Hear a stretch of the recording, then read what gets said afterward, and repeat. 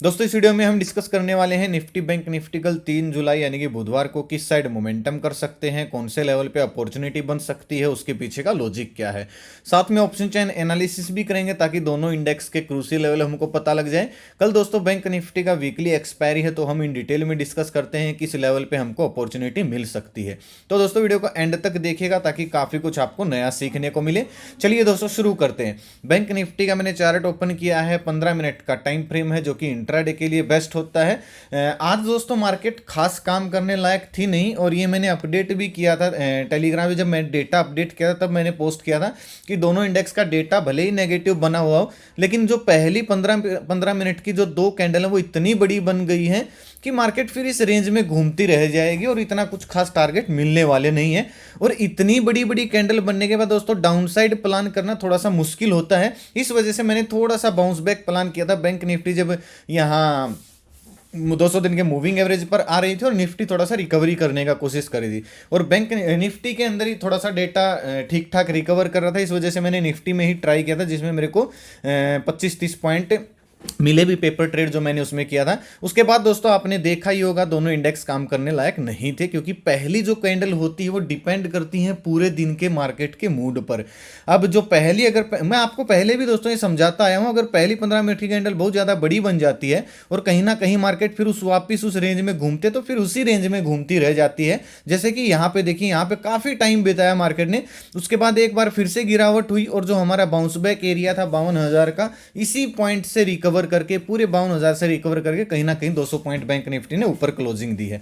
अब देखिए गिरावट हो गई है, नेगेटिव क्लोजिंग आ गई है। अब वेट किस चीज का दोस्तों, इसको फॉलो थ्रू मिलना चाहिए। फॉलो थ्रू से मैं आपको पहले भी समझाता आया हूं, जब यहां पे गिरावट हुई थी तो हमने डिस्कस किया था मार्केट अगर फिर से कंटिन्यू करती तो इसको फॉलो थ्रू मिलेगा और मार्केट हमको एक टारगेट दिखा सकते, लेकिन यहां से मार्केट लास्ट टाइम वापस मुड़ गई थी। आज बहुत बड़ा गैप अप खुली, सीधा शार्प सेलिंग आई टॉप लेवल से निफ्टी, और निफ्टी तो ऑल टाइम हाई पे थी, वहां से सेलिंग आई थी। फिर एक स्विंग बनाया, प्राइस एक्शन बनाया, कहीं ना कहीं जो ये लेवल था बाउंस बैक एरिया था 52,000 का, ये टेस्ट हो गया है। अब एनालिसिस सिंपल सा हो गया है क्योंकि जो सपोर्ट एरिया था वो एक बार टेस्ट हो गया है, और हमको बस अब इसका ना कंटिन्यू फॉलो थ्रू, यानी कि जो लास्ट स्विंग है, एक मिनट रुकिएगा, ये वाला, इसका ब्रेकडाउन चाहिए। अगर इसका ब्रेकडाउन मिलता है तो फिर से हमको एक मोमेंटम देखने को मिल सकता है। और अगर नीचे दोस्तों मैं सपोर्ट बताऊं आपको, हल्का सा 51,800 के आसपास है, लेकिन ये स्विंग बनने में वेस्ट हो जाएगा।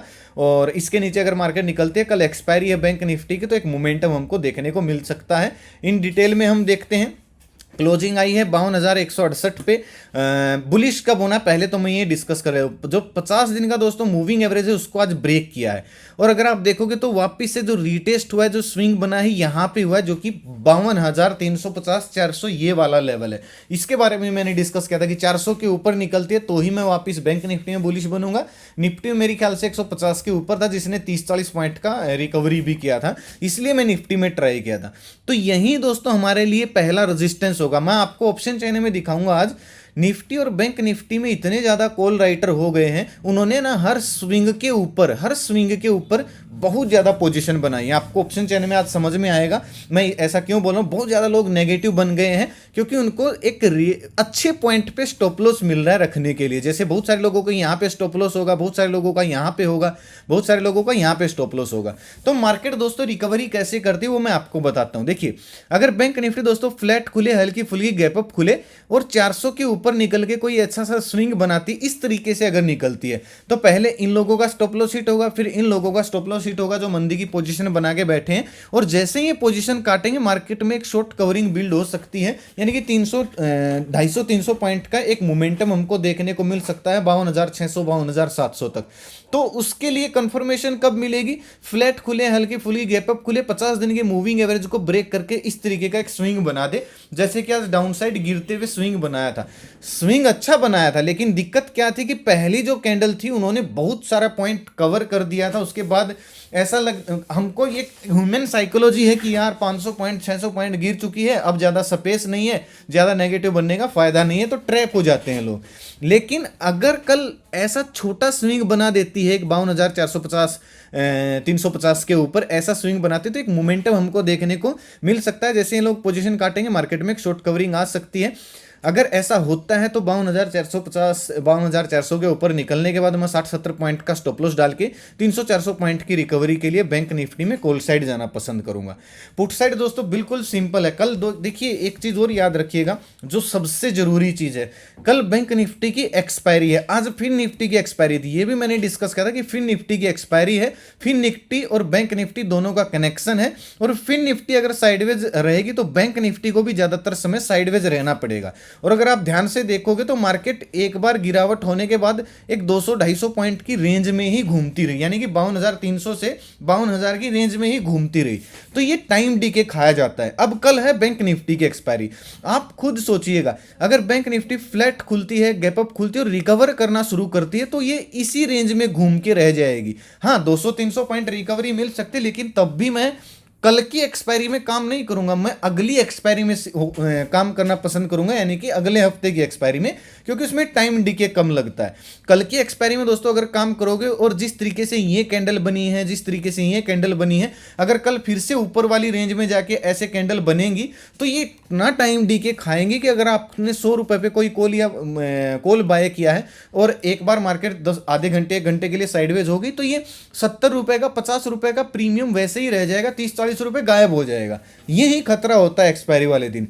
आप खुद सोचिएगा, अगर बैंक निफ्टी फ्लैट खुलती है, 52,000 के नीचे ही फिर से निकल के कोई प्राइस एक्शन बनाती है तो नीचे स्पेस है गिरने के लिए। बात समझ रहे हो? नीचे कोई इतना अच्छा सपोर्ट नहीं, एक बार 51,800 पे थोड़ा सा सपोर्ट है, इसको आप मार्क करके रखिएगा। ये मैं पहले भी जब यहां से गिरावट शुरू हुई थी तब भी मैंने बताया था, लेकिन मार्केट रिकवरी कर गई थी।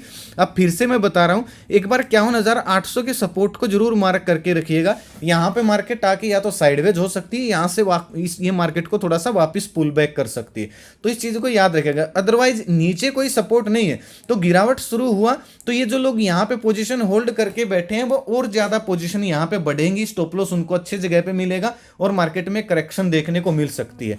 बस इंतजार किस चीज का करना है, फ्लैट खुले, गैप डाउन खुले, 52,000 के नीचे एक स्विंग मिल जाए तो एक मोमेंटम हमको मिल सकता है।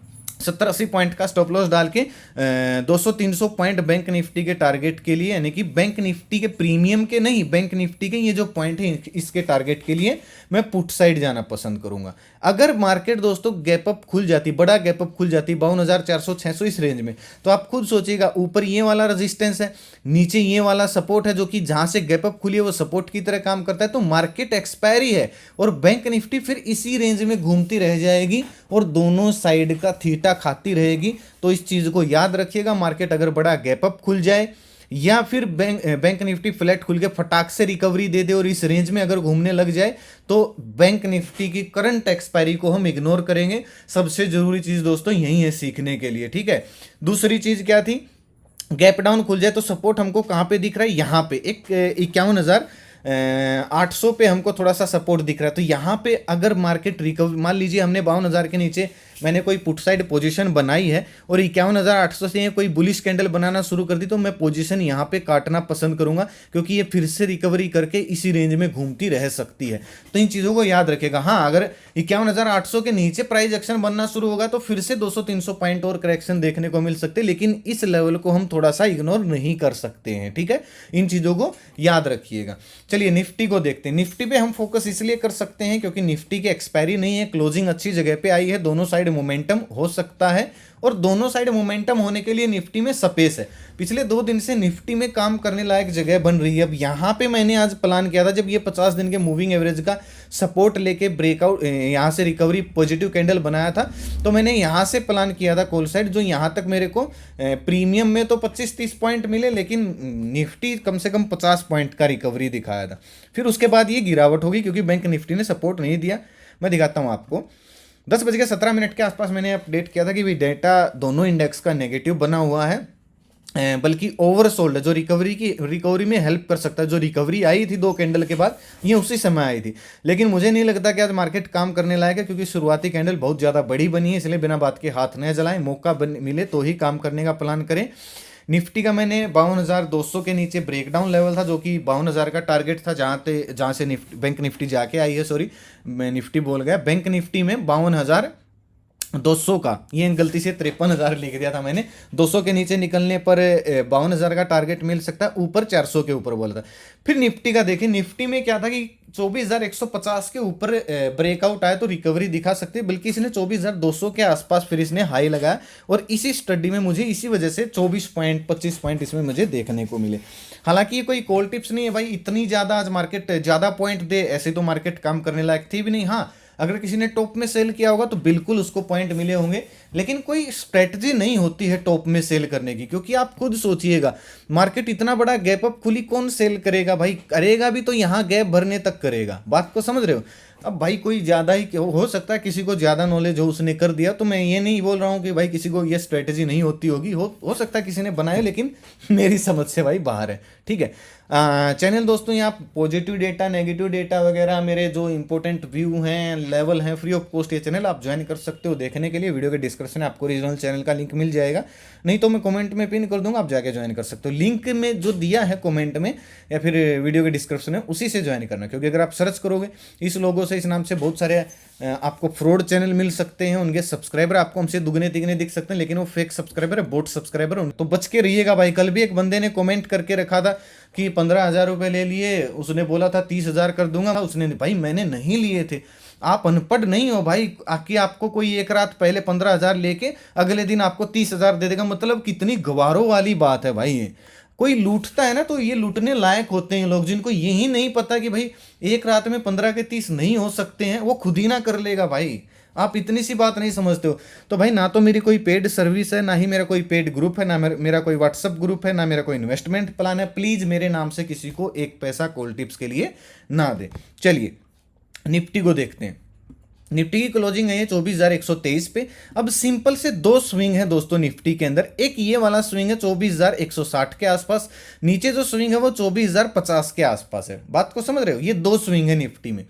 अब इनके बीच में जब तक निफ्टी है काम करने लायक नहीं। अगर इनके बाहर निकलते, मान लीजिए फ्लैट खुले, गैप अप खुले, 24,160 के ऊपर निकल के स्विंग बनाती है, तो फिर से एक नया ऑल टाइम हाई देखने को मिल सकता है। 15, 20, 30 पॉइंट का स्टॉप लॉस डाल के 1:2, 1:3 टारगेट के लिए मैं कॉल साइड जाना पसंद करूंगा।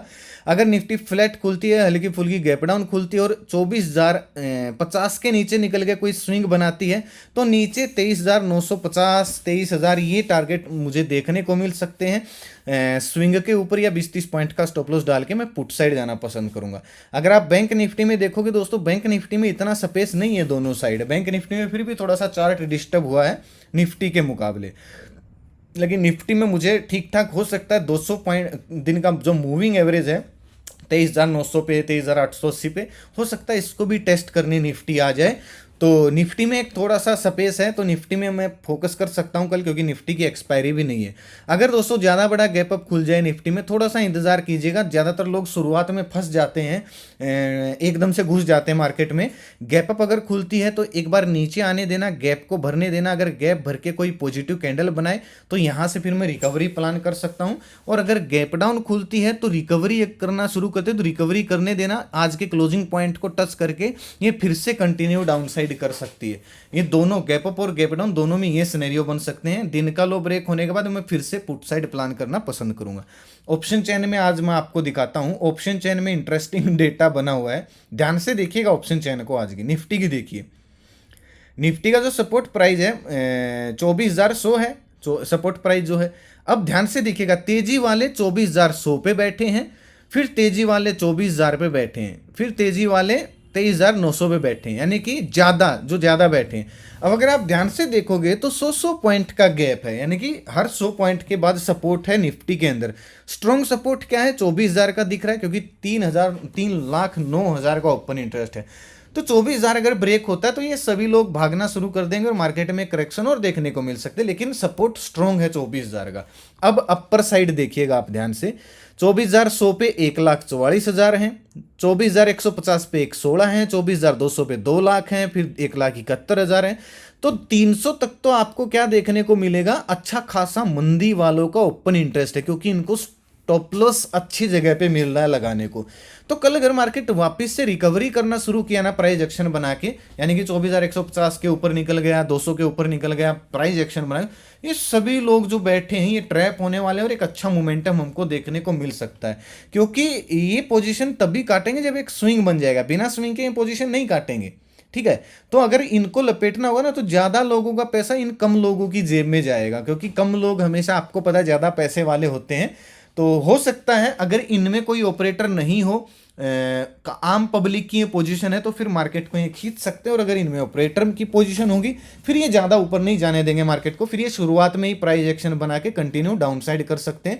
दोपहर बाद फिर डेटा अगर पॉजिटिव हुआ तो मार्केट में रिकवरी आ सकती है, अगर दोपहर पहले मार्केट गिरी तो। ऐसे ही बैंक निफ्टी में देखिएगा, बैंक निफ्टी की कल एक्सपायरी है, अब बैंक निफ्टी में देखिएगा 52,000 है, 52,200 है, 52,200 पे 1,04,000 का ओपन इंटरेस्ट है। और थोड़ा सा नीचे आइएगा आप 52,000 के लेवल पे देखिएगा 1,74,000, यानी कि स्ट्रॉन्ग सपोर्ट है 52,000 का। ये टूटा तो नीचे और करेक्शन देखने को मिल सकते हैं, क्योंकि फिर सीधा 51,500 पे ही सपोर्ट दिख रहा है, बीच में इतना ओपन इंटरेस्ट नहीं है। अब यहाँ पे मंदी वालों की पोजीशन देखिए 52,100 पे, सॉरी 200 पे, 52,300 पे, 52,400 पे, 52,500 पे, 600 पे, 700 पे, 800 पे। भाई साहब पोजीशन देखे कितनी ज़्यादा बनी है, मतलब यहाँ से लेके यहाँ तक अगर आप देखो 53,500 तक इतने ज़्यादा लोग बैठे हैं शॉर्ट करके, जो मंदी वाले। तो आप खुद सोचिए अगर मार्केट में कल रिकवरी आ गई, कोई प्राइस एक्शन बन गया, तो कितने सारे लोगों का पैसा कितने लोगों, कम लोगों की जेब में जाएगा। पहली बात तो अगर इन लोगों के अंदर दम होगा तो ये जाने नहीं देंगे, शुरुआत में ही नहीं जाने देंगे मार्केट को। अगर चली गई तो फिर ये लोग सारे लूटने वाले, और ये ऑपरेटर हो सकते हैं जो कि कम संख्या में होते हैं। तो इस चीज़ को याद रखेगा। हालांकि 10 बजे के बाद हम ऑप्शन चैन देखेंगे, एक बार मार्केट को सेटल जरूर होने देना। मुझे लगता है वोलेटाइल भी हो सकती है कल के एक्सपायरी, ये जो पोजीशन बनी है इसके अनुसार। डेटा पॉजिटिव नेगेटिव जो भी होगा मैं आपको अपडेट करने की पूरी कोशिश करूंगा। आप टेलीग्राम को ज्वाइन कर सकते हो, 100% फ्री चैनल है। तो दोस्तों आज का वीडियो कैसा लगा? आज का वीडियो यहीं तक था। अच्छा लगा तो लाइक और शेयर जरूर कीजिएगा, ताकि जरूरतमंद लोगों तक वीडियो आसानी से पहुंच जाए। अपना कीमती समय निकाल के वीडियो देखने के लिए बहुत बहुत धन्यवाद। भगवान करे आपका दिन शुभ रहे। मिलते हैं कल एक नए वीडियो के साथ, तब तक के लिए बाय बाय। जय माता दी, जय हिंद।